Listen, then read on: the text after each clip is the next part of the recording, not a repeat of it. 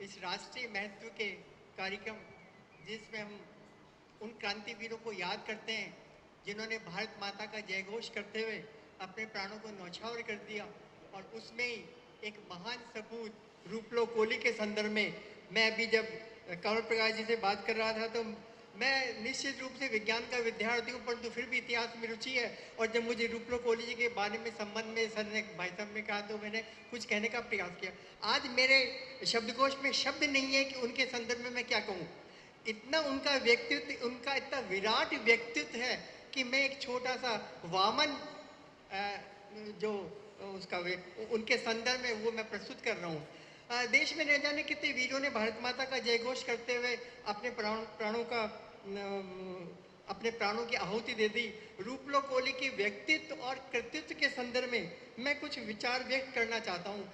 ऐसे महान व्यक्ति की बहुत सारी विशेषताएं रही है और उन विशेषताओं को कुछ रेखांकित करने का मैं प्रयास कर रहा हूँ, क्योंकि ऐसे विराट व्यक्तित्व के संदर्भ में कुछ कहना, ऐसे विराट व्यक्तित्व के संदर्भ में कुछ कहना एक मेरा वामन प्रयास ही होगा इस संदर्भ में। और जब कभी भी ये स्वाधीनता संग्राम की बात आती है तो निश्चित रूप से हमारे मन में एक 1857 की क्रांति का संदर्भ आता है। और जब 1857 की क्रांति का संदर्भ आता है तो सुभद्रा कुमार की एक कविता अनायास याद आ जाती है। और वह कविता है, सिंहासन हिल उठे राजवंशों ने भृगुटी तानी थी, दूर फिरंगी को करने को हमने मन में ठानी थी, चमक उठी सन 57 की वह तलवार पुरानी थी। तो इस तलवार को रूप देने के लिए स्वाधीनता संग्राम में इन सब का योगदान रहा है। उसी संदर्भ में रूपलो कोहली का जो व्यक्तित्व कृतित्व है उसके संदर्भ में मैं कुछ विचार व्यक्त करना चाहता हूँ। 1843 से 1858 तक एक पूरा पूरा जो सिंध प्रदेश था उसके अधिकतर क्षेत्र के ऊपर ब्रिटिशर का अधिकार हो गया था, परंतु ये सिंध का थार पार कर एक ऐसा क्षेत्र था जहां उन्होंने अंग्रेजों ने अधिकार नहीं कर सके। कारण क्या, रूपलो कोहली के नेतृत्व में वहाँ के जो स्थानीय लोग थे, वहाँ के स्थानीय जो राजपूत थे, उन्होंने इनके नेतृत्व में 16 वर्षों तक सतत संघर्ष किया। आप सोचते कि 16 वर्षों तक यदि कोई सतत संघर्ष करता है, बहुत बड़ा एक क्षेत्र, 22,000 स्क्वायर किलोमीटर का एक भाग है जिस पर कभी भी अंग्रेज शासन नहीं कर सकते। रूपलो कोहली के शहीद होने के बाद ही वह कहीं न कहीं उसमें उन्होंने प्रयास किया। तो 16 वर्ष तक सिंध के दक्षिण मरुस्थल थार पार कर में इनका शासन था। और आपको आश्चर्य होगा कि इनके पास कोई मॉडर्न हथियार नहीं थे, इनके पास प्री मॉडर्न हथियार थे। एक तरफ तो वो सेना जिसके पास ऐसे हथियार थे, आधुनिक हथियार थे, इनके पास हथियार क्या थे आपको आश्चर्य होगा, गुलेल गुलेल इनके पास था, हथौड़ा इनके पास था। ऐसे जितने भी ट्रेडिशनल जो है हथियार वो उनके पास थे। और इन्होंने पूरे समाज को इकट्ठा करके, पूरे कमांडर थे, राजपूत इनके साथ थे, सोदा इनके साथ थे और वहाँ स्थानीय लोग उनके साथ थे। तो इस प्रकार का इनका नेतृत्व रहा है। अब 16 वर्षों तक यदि कोई समाज में, सैनिकों में स्वाभिमान के भाव जागृत करे तो उसके पीछे उसका योगदान है। उन्होंने क्या कहा वो मैं कहने का प्रयास करूं।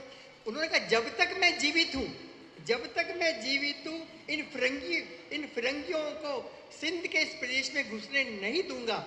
तो इस प्रकार का संचार उन्होंने किया। इस प्रकार की बात जब कोई करता है तो सैनिक जो युद्ध में लड़ते हैं, जो सामने खड़े होते हैं मैदान में, उनमें किस प्रकार का जोश उनके अंदर आ जाता है। और वहाँ एक बहुत बड़ी पहाड़ी है जिसको करंजर पहाड़ी कहते हैं। उस करंजर पहाड़ी का ये हमेशा सजग प्रहरी के रूप में रहे। और उस प्रहरी में एक तरफ सेना थी जॉर्ज ट्राइविट की। जॉर्ज ट्राइविट की सेना को उन्होंने 3 बार परास्त किया। और जब भी वो परास्त होता और बाद में उनका आर्मी कैंप था, आर्मी कैंप का नाम है मीरपुर खास।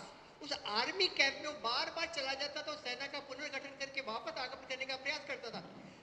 जब वो वापस आक्रमण करने का प्रयास करता था तो इन्होंने अपनी स्ट्रेटेजी को चेंज किया।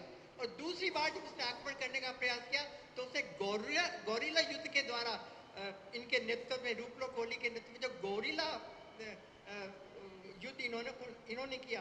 और तीसरी बार फिर उसने आक्रमण किया और वो क्षेत्र पारकर रीजन, उस पारकर रीजन के अंदर भी उसको हताशा ही प्राप्त हुई। तो इस प्रकार का इनका सतत संघर्ष का इतिहास है। मेरा कहने का मतलब एक तो मॉडर्न वेपन और एक तरफ दूसरे ट्रेडिशनल वेपन, और ट्रेडिशनल वेपन से 16 वर्षों तक उनको दूर रखना।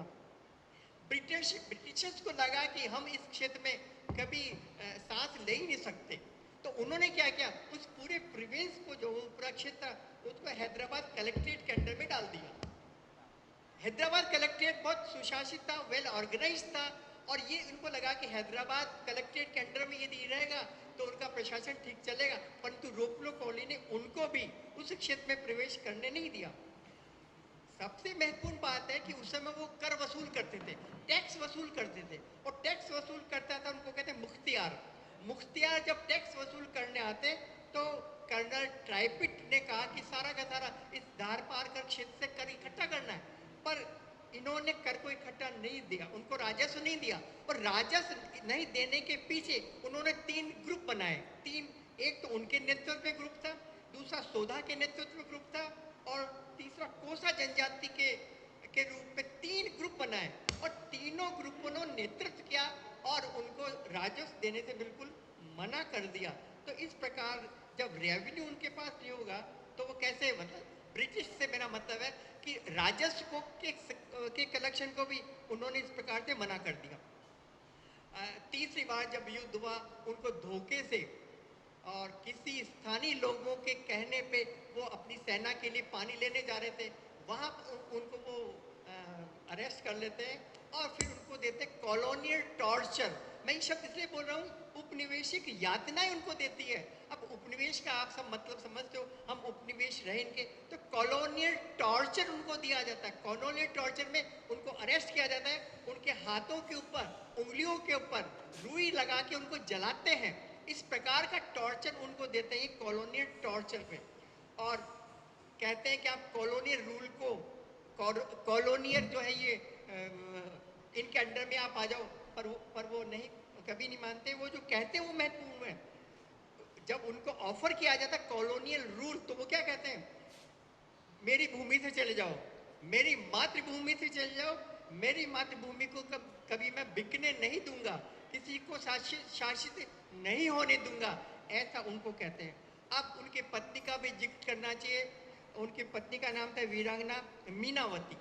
मीनावती को भी वो टॉर्चर करते हैं, और मीनावती जब उनसे मिलने जाती है तो एक शर्त रखते हैं कि उसी शर्त पर हम रूपलो कोली से मिलने देंगे कि हमारा जो कॉलोनी शासन है, उस कॉलोनी शासन की वो सत्ता को स्वीकार करें।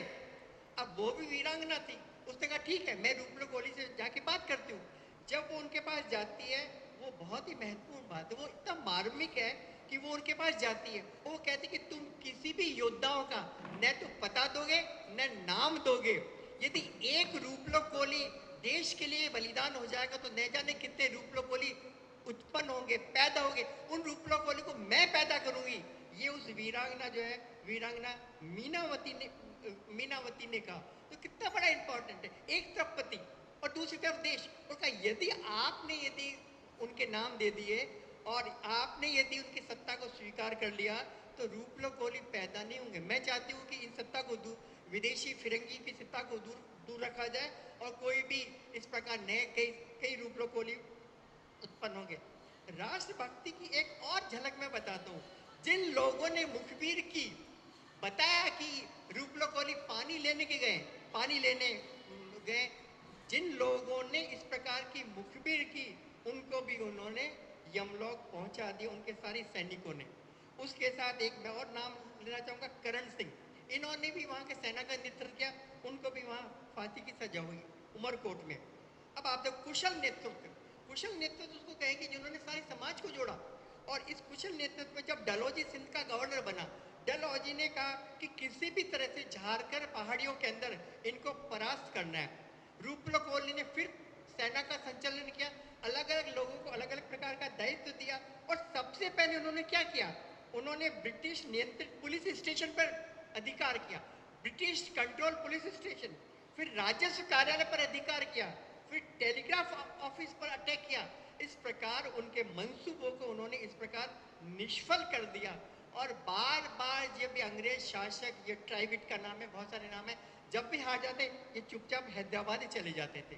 तो इस प्रकार का जो व्यक्तित्व है, इस प्रकार जो कृतित्व है, और भी वक्त है, इसलिए मैं इतना ही बात कहकर कुछ बातें और बताना चाहूँगा।